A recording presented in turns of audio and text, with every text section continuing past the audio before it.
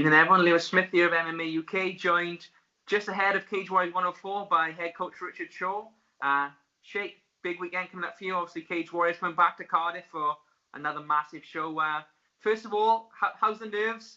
You've got obviously a lot of fighters on this card and a huge card for Wales. How are you feeling leading up to this one this week? Yeah, a bit of excitement and a bit of nervous tension, if I'm honest, Lou. We got, obviously from our gym, we got 4 fighting pro and one young lad fighting amateur. But I just think from the Welsh perspective, it's a brilliant card. I mean, it's a strong Welsh contingent from top to bottom on the pro side of things.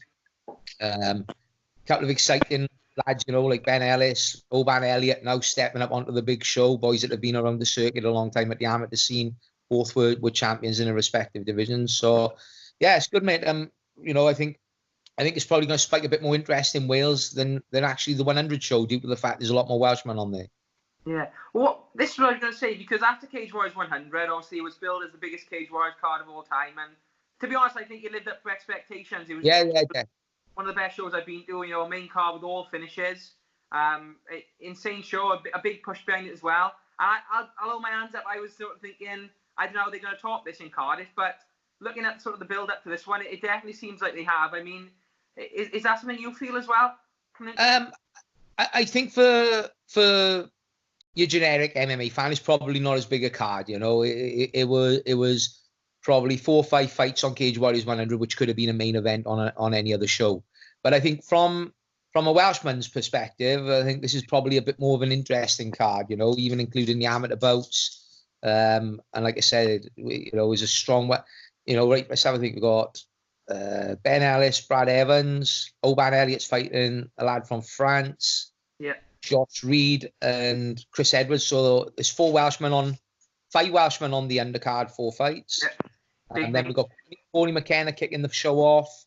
And we got interesting to watch the rematch with Richardson and Wells. Yeah. But then we've got Mason Jones, Aaron Khaled, and Jack Shaw up the other side. So all bar one fight, I think there's a Welsh person involved in the bout. So that's why I think it's such a buzz at the moment in the area. There's a lot of hype around the show at the moment, particularly in Wales. I think Cage Warriors have jumped on that as well. Obviously, we saw Jack go on Scrum 5 the other day. He done his piece on a massive national show with the Gwent Dragons and the open workouts as well, which was the first time, as far as I'm aware, for Cage Warriors in Wales. I mean, do you feel like that's something that's really I think PR team for Cage Warriors has done a brilliant job this time around. Yeah. We've had a huge amount of mainstream media. We had ITV at the open workouts and then arrive at the gym to do a live link to discuss the show up there. So that was massive for us. And I think Jack being on Scrum 5 has been brilliant. He's picked up a lot of followers on Twitter and Facebook on the back end of it. And, we picked up a few ticket sales off the rugby contingent on the back end of it as well. So I think it's great. I've always said I think we've needed that exposure off another high-profile Welsh sports person, and hopefully some of the Welsh and British Lion guys from the Dragons and the Blues and the Ospreys all start to get behind him a little bit now. Yeah. What was that like going down and spending the day? I saw your pictures on social media. You and Jack down with the Gwent Dragons. What was it like going down and spending the day, obviously, with them? I enjoyed it. It was a good experience. It's nice to see. I'm a bit of a geek when it comes to coaching. So regardless of the sport, I like to watch and learn off top coaches. Regardless of whatever discipline that they teach. But it was really well set up. Real professional setup. God, them rugby players is some big physical specimens now. When we can't get heavyweight fighters in Wales, they're all playing rugby for a fortune by the look of it. But no, it was really good. And you know what it's like, we went down there, we weren't sure how we were going to be welcomed into the fold as such. You don't know, we're outsiders coming down. But I got to be honest, the lads from the Dragons really made us feel welcome. All wanted photographs, all asking questions, quite inquisitive about the sport. And over the summer, I'm going to bring them up to my gym and we're going to do a wrestling and grappling session. So on the back end of it as well, we've had an open invite for Jack to use the facilities down there and train when and as he likes down there now. So again, that's great for him in his career. Yeah, so all positive moves forward there then with that. You said obviously you're a geek when it comes to coaching, Shake. What's it like for you now? Obviously, you take a few months out for a camp. What's it like for you as a coach preparing sort of 3 or 4 guys to go into a big show like this, as well as sort of helping putting on the show alongside it? It's stressful, and there's a lot of work. There's a lot of work behind the scenes that people don't see. But the more fighters we got on, the easier the camp, to be honest, because they're all pushing each other. We're blessed really in the lighter divisions from 70k down to 60. Well, I think we're as strong as any team in Europe now. We've also got a lot of good level guys that don't actually compete. So the fight camp has been fantastic. And touch wood, we've come through injury free. Nobody we went into Cage Warriors 100, if I'm honest, with a lot of boys carrying a lot of injuries. But we've had the rub of the green on this one. Not had one injury. So all 4 pros and the amateur are all good to go. Yeah, so it's obviously, as you said, you do the organising of it as well. What's it like from a matchmaking perspective? Because it's such a big card, such a high-profile card as well. I mean, from my perspective, I would imagine everybody sort of wanted to get a match, wanted to get a fight on this one. What's it like sort of putting that together, and how do you decide ultimately? Obviously, Wells and Jamie Richardson on there again. A lot of people were saying they didn't know how that was sort of relevant to the Welsh card, given it's the only Welsh fight. How do you put that together? Both lads have fought on the card before, and I think this was just an ideal date. After their last fight, I think Phil pulled an injury early in the fight. I think it was his groin. And I don't think he was making any excuses. Jamie won the fight quite conclusively, but respect to Jamie, he was happy to say, well, if he was injured, let's do it again. And they both I'm really excited for that fight. That's going to be fireworks off the bat. And I like both lads as well. Phil's a character. He's got a good persona outside of the cage as well, so he brings a bit to the table with that respect. Jamie's a lot quieter with his demeanour, but Jamie had a bit of a mixed bag of results when he first started. But people forget how young he is. I think he's only 24, and I think he's now established himself as a real good level pro. I think if he beats Phil, it should be a big step up in opponent. I think for him next, and vice versa for Phil. Saying that Phil wins, they might have a trilogy. Who knows? He might have that back over. So. I like both lads. They've both been part of the history of the Cage Warriors Wales show, so I'm happy to have both guys on. They both bring to the table an exciting fight, so I'm more than happy to have those lads on there. And what about just generally though, Sheikh? Are you sort of constantly getting messages blowing up to get matched up on this card, do you find? People think I'm joking. Whenever I advertise for the amateur card in particular, I say, right, you need to be in touch. This will be wrapped up in 7 to 10 days. Ian Dean made me laugh, a couple of months back. He went away for the weekend. He came back and I'd matched him 10 fights in 2 days. For this one, I think I had over 70 requests to fight on the amateur card, and I've only got room for 20 fighters. So we tend to look after the Welsh lads that have supported us right from the get-go. And the same when it comes to, matching pros. Some fighters don't do themselves favours, if I'm honest, because I'm glad you asked that question in respect to I'll have a massive amount of names come forward asking for a fight. But, fighting on these big shows now is not just about turning up and competing. You've got to sell yourself a bit. I mean, there's a lot of investment and money goes into putting on a show like we put on. It's not a two-bob show. There's a massive amount of money that we invest. And if we don't sell the tickets and have the right return, we walk away with a loss. So I think it's important the fight to start buying into the fact that we are putting it all on the line as a promotion. It's down to them to promote themselves, sell tickets, really push it. I had a look at some of the previous shows, and you've got fighters fighting on the undercard or the main card, and they're not even mentioning it on Facebook or social media. Well, that's their job for me, is to promote that fight and sell as many tickets as possible. And if you want to go anywhere in this sport, you've got to sell yourself as a package, and really push yourself out there, because it's a tough old game. You only got to look at the UFC. There's some fighters in there that are probably in there based on their fan base and the fact that they can sell, they're sellable rather than their skill set. So, I'm all about the skill set, but at the same time, they've got to do themselves a favour. And there's a few fighters probably would have missed out on this card based on, how they try to sell their fights in previous events. Yeah, so I think that's the way it's going now, though, isn't it? Like you said, it's not just a fight show; it's a business as well. And I guess fighters need to put their hand up in that respect sometimes. Yeah, and I always say to people, if you think you can do a better job on running the event, please feel free to step up. And I'm more than happy that I've got a load of fighters, but the amount of guys that a one and done when it comes to a show, because they lose money hand over fist. It's a tough old job. Yeah, no, fair play. We see a lot of people coming and going, so I mean that's why Cage Warriors are still going for such a long time now. So I think everyone can respect that sort of mentality. But on to the fights now, Shake, because we got a lot of good fights on this card. We spoke briefly about a few of them, but I want to start off with the headliner for the amateurs. Glenn Williams is obviously going to be fighting Logan Ostler for the Cage Warriors Wales Light Heavyweight Academy Championship. What's your take on this fight? Because I saw Glenn's last fight and he put on one hell of a performance. What's your take on that matchup? It's a great matchup. Glenn's a bit more experienced with regard to the MMA. I think he's 6-0 now, is he, Glenn? So, yeah. He had a really good win, good result against one of Ross Houston's guys at Strike and Submit. He's fighting Logan, who's not got as many fights, but is a real physical specimen for light heavyweight. He's got a very good grappling game. It'll be interesting to see how it pans out, to be honest. I think Glenn is as tough as they come. He comes, he throws down. Glenn's one of these. You've got to have him out of there. He's no quitting him, as you've seen in the 5 rounds in his last fight. But Logan is a very technical BJJ guy.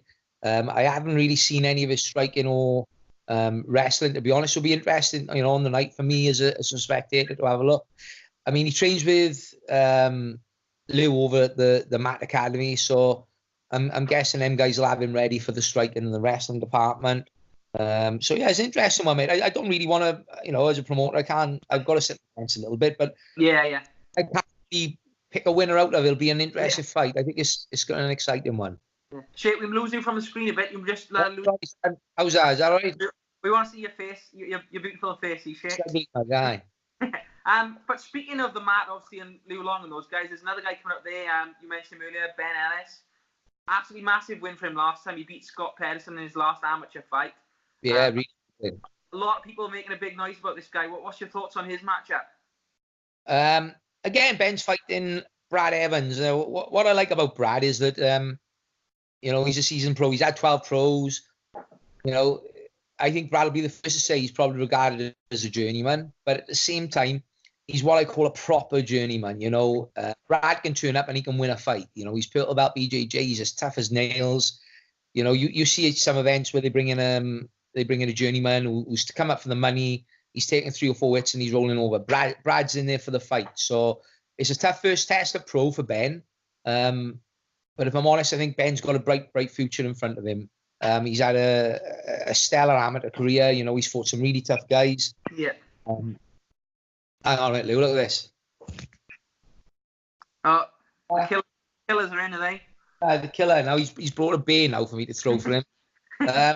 Yeah, Ben's got a really stellar amateur career, and he's from a good gym. Any of the guys that's coming out the Matt Academy have got a good, solid, all-round game. I enjoy dealing with those guys because the professional turn up, they're on weight, and they look like a professional fighter how they should be, even the amateurs. So, yeah, I think if it's a good first fight for Ben.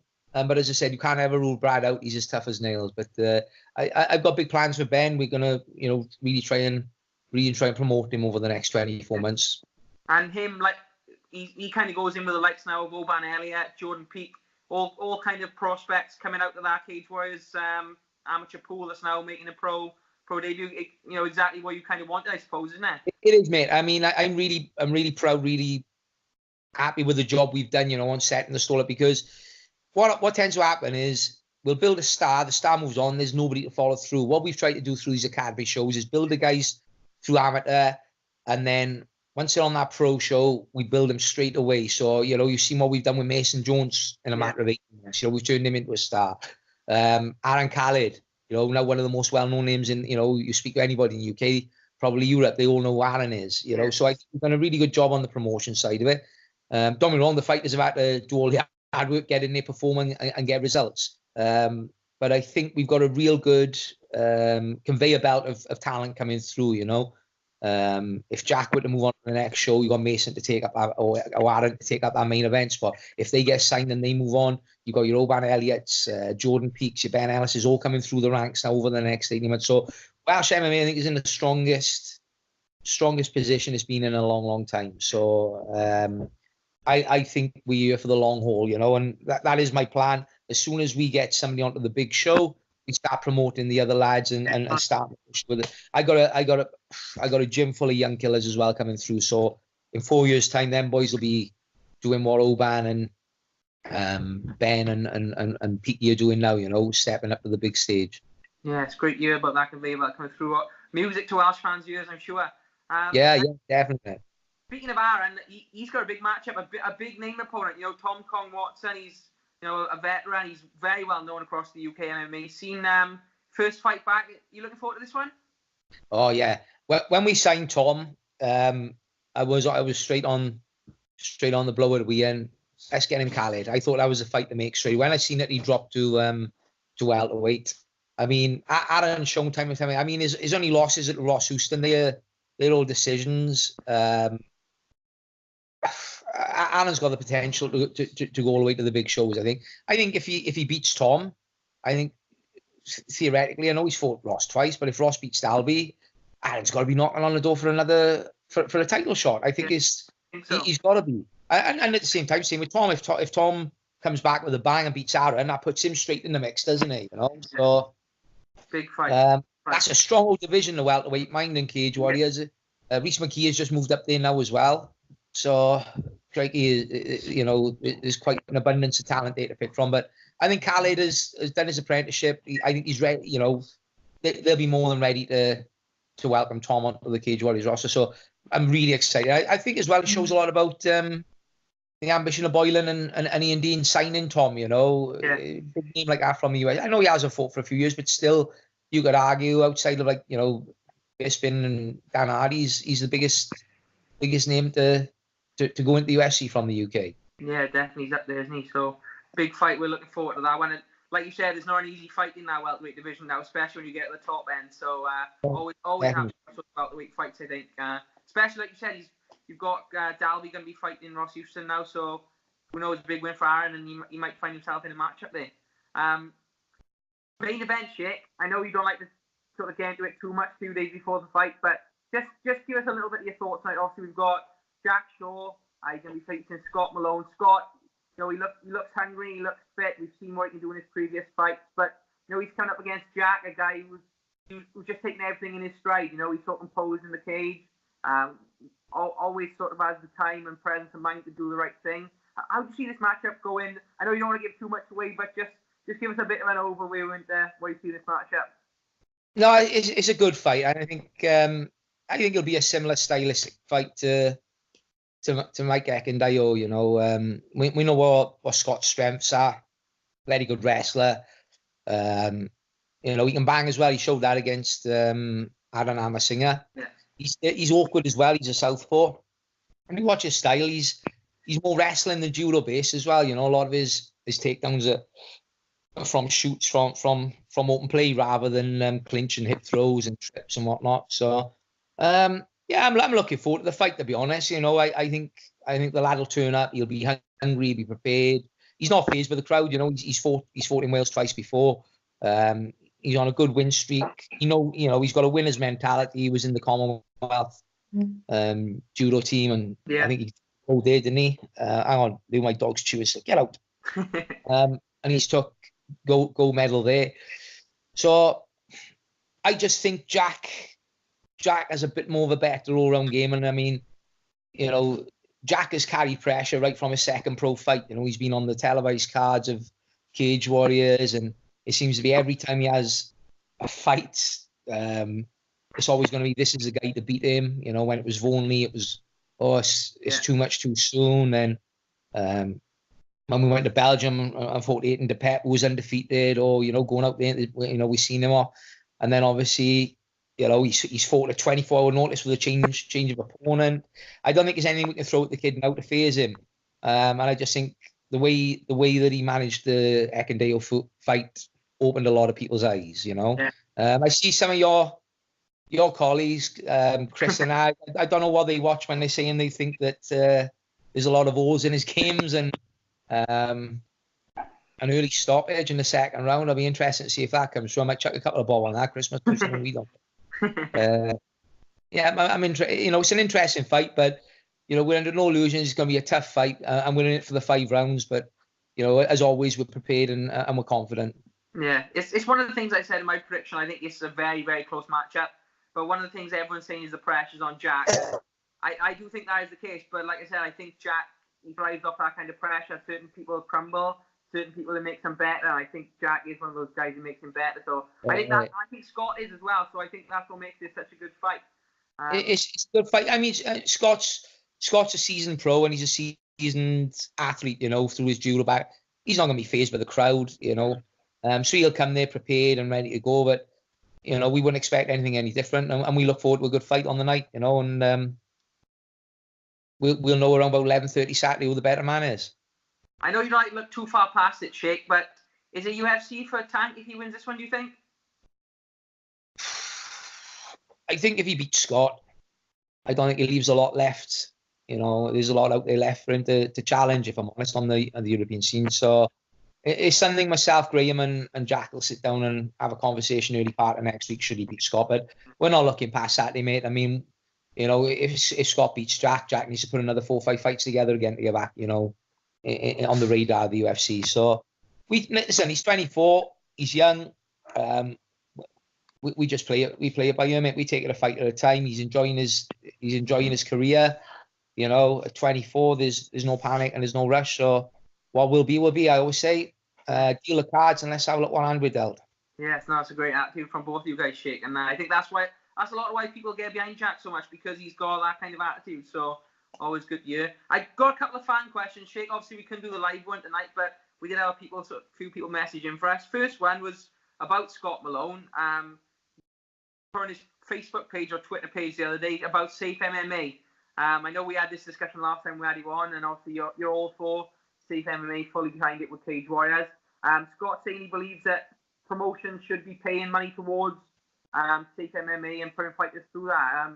But what's your take on that? Do you think that's the case? Ask Scott, does the UFC pay for the medicals or does the athlete? Okay. That's the answer to that question. Answer. You get the UFC. You're paying a lot more than what you're paying for Safe MMA, and it comes out the athlete's pocket before they've even had a fight. So, for example, if I joined the UFC today, it'll cost me in excess of £1,000 to do the medicals. I could break my leg and have a fight for them. They don't refund me the money. It's part and parcel of the job. We can get it done, as I keep saying this over and over again. We can get it done for 500 quid in Wales. Now, once you've done that, the brain scans and that don't need to be done for 3 years. So to renew it, you're talking probably 150 quid a year. Now, if I was a plumber, and first thing I need to do is buy my tools to do the job, and then the second thing is I need to take out my insurance once a year to cover myself in case anything goes wrong. So, you know, they're supposed to be professional athletes. You know, it's a professional cost. If they're professional athletes and they're doing everything by the book and they've got an accountant, you can write it off against your tax anyway. So, yeah. You know, it's all well and good saying promotions do it. It's impossible to financially do that. It's not possible. You know, you imagine we got 10 pro fights on, that's 20 fights, and we've got to cover £500 a head. And then 3 of those fighters might pull out injured or because their nerve is gone. So then we've got to pay for another 3 to come in. Yeah. And then something happens, a brain scan, there's an issue, then that pulls out. Next, you know, just off one show, you know, we've had to outlay 11, 12, 13,000 pounds on medicals. It's not viable, you know. It's not feasible. And if you've got aspirations of doing this as a career, listen, none of my lads have paid a penny out of their own pocket. They've promoted themselves right on Facebook, on social media. Sponsors have come in and they have covered the costs on everything. You know, so again, going down to the fact of promote yourself, get people involved, stick somebody's company name on your T-shirt, on your banner. It's easy enough to work around, mate. And if they can't do that, they need to find another manager. Fair enough. I know it's one of the things we touched on it last time, didn't we, for a little bit, but I think it's one of those ones. It is a hot topic in MMA, particularly in the UK at the moment and on the domestic scene. So, like I said, it's always good to get your take on it because you are someone who is fully behind Safe MMA, you know. Yeah, 100%, mate. So yeah, that's a good one. And then the next one was from Peter Knox, who was asking, do you think there should be a fighters' union, and would you get behind some kind of fighters' union? Yeah, I'd be all for that. I'd be all for that. I mean, they tried, didn't they, a few years back with the UFC? I think GSP and Donald Cerrone were making noise, but the problem you have, mate, a lot of people are in this game for themselves, you know. Let's use McGregor. McGregor's earned more money than anybody from the UFC. Is he going to join the Fighters Union? He couldn't care less whether somebody that's on 10 and 10 doesn't get paid, or whether they've had an unfair deal, or whether they've had their fight pulled so they've only got half their pay. You know, it's got to be all or nothing. But I think a Fighters Union would be a brilliant idea. They do it in professional football, professional rugby. But again, the problem we have is that there's all individual organizations all around the world running it how they want it, you know. So it's a great principle, but it'll be a difficult one to put together. But yeah, it's something I would support 100%. Maybe one for the future with that one then. Well, Shay, I think that's about all for the questions tonight now. Cage Warriors 104 is coming up on Saturday, April 27th. Anything you want to say, last words about the card, and any tickets left is another thing I should ask. Yeah, we've had due to pullouts, there'll be a few tickets available on the door. I just think, you know, you're mad missing like this. I mean, Welsh action all the way through. I mean, even on the undercard, you know, Ben Ellis, Brad Evans to kick the show off, Oban Elliott, who, you know, we're expecting big things of him over the next couple of years. Yeah. And then we got two really good quality fights on the undercard: Chris Edwards and Josh Abraham, and Josh Reed against Aiden DePep. You know, that amazing fight. They would be main card fights on a lot of shows. Yeah, we haven't talked as well, mind, about Mason Jones against Donovan Desmay. Yeah. I think that's got fight of the night written all over it. Both lads love to have it out on the feet. Both very, very tough. I think Mason is just a little bit too good in all areas, and you know, we've seen in previous fights, Mason puts the pressure on fighters and they break. You know, looks up for it as well this time, doesn't he, Mason? I've seen him a couple of times. He's always up for it. He's always up for it, Mason. But what I will say, Des make them bang, you know. So it'll be an interesting one. I think Mason's just too good in each of the areas not to lose. Yeah. You know. So I think Mason should come away with that one. And I think that puts Mason in the mix then for probably a title fight on the 155 division. You know. I was thinking that because what a division that is. Who? Especially with McKee going up, that takes another competitor. Yeah, of course it does. I mean, is it Jack Grant and Jay Herbert are fighting? You know, how about Mason and Paddy and an eliminator? That'd be a good fight, wouldn't it? Wouldn't be a bad I'd sell tickets, whether it was in Liverpool or Wales, you'd sell out on the back of that one. I think that's a fight we'd all get behind, to be honest. Yeah, but like I said, Mason's got to get past Desmay first, but I don't think he'll have a lot of issues. Aaron and Tom is such an unpredictable one. We don't know what Tom's going to be like after 4 years out, but at the same time, I can't see, you know, I'm guessing financially he's not in it for the money. So he must have something to bring to the table to come back himself, put his reputation on the line, you know. So that's an interesting one. We haven't mentioned Corey McKenna. It's her first fight since, of course, a really close decision, which I felt she won. And she's fighting a real elite level. Fanny Redmond, who's IMAF champion, black belt judo, brown belt BJJ. So it's a real good matchup. So, like I said, top to bottom, we got two title fights on the amateur card. I'm pleased to give Kieran Bennett a title shot, because Kieran's been around a long time. Very well. And he's had a mixed bag of results, but Kieran turns up and puts it on the line every time. Turns up, and his last fight on the Academy show was a brilliant fight, and you know, he put out the bag, won the fight, and I just felt he's somebody that deserves a break. You know, he's a good lad. He turns up. He's always on weight. Always sells tickets. He's no nonsense. Turns up, puts the gloves on, gets in there, and regardless of who he's fighting, he turns up and gives it 100%. So I'm really pleased for him. He's I've seen a couple of his fights now. He's a very exciting guy to watch. All his fights are very, very good. Fast paced, a lot of strikes, and you never see the crowd sort of bored watching one of his fights. So I think. And he's a real fighter. I mean, when we had pull out for Tucker, Jack Tucker, you know, Kieran went up a division at short notice and fought Tucker. You know, it says a lot about his character. So, but he's got a tough fight, mind. Adam Meal, you know, I think he's 4-5-1. Had a really good win against Rowan Crocker, who was the world junior champion at IMAFs. You know, so Adam's no joke. Again, Adam's been around a long time. I think that one might be the fight to watch on the undercard. Adam Mayo against Kieran Bennett. Feel excited. Yeah, we'll keep rising on. Well, it's one of them shaking it. There's so many good fights on this card. You could be here probably 2 hours talking about all the different fights on here, but it is literally that good. So once again, we're blessed to have these cards in Cardiff. Obviously, all the Welsh fans are very grateful to yourself and Cage Warriors for putting them on for us. So yeah, anything you want to say to people turning up on the night now before we go? No, doors open 4 o'clock. First fight 4:30. Main card will start 7 o'clock, and then the televised card will start at 9. There's going to be quite a few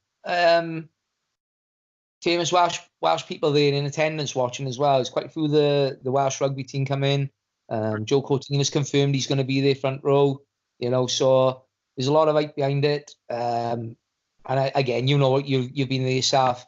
There's not an atmosphere in the country can match it, I don't think, what the Welsh fans bring. So if you want a really good night, whether it's for the missus, with the lads, or even bringing the kids, there's something for everyone there. It's a great atmosphere.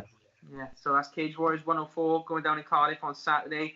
Guys, if you do want to watch it, head down, and yeah, it's going to be a great night.